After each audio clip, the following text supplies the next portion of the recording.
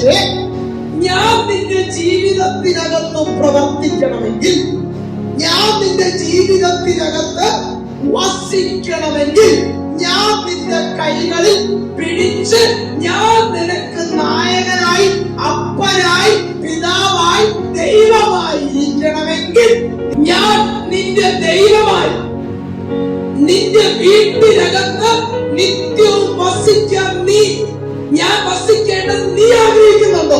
അങ്ങനെയെങ്കിൽ നിന്റെ ആഗ്രഹങ്ങൾ, നിന്റെ ഇഷ്ടങ്ങൾ, നിന്റെ മോഹങ്ങൾ, ദൈവഹിതമില്ലാത്ത എല്ലാ ചിന്തയും നീ ഉപേക്ഷിക്കും.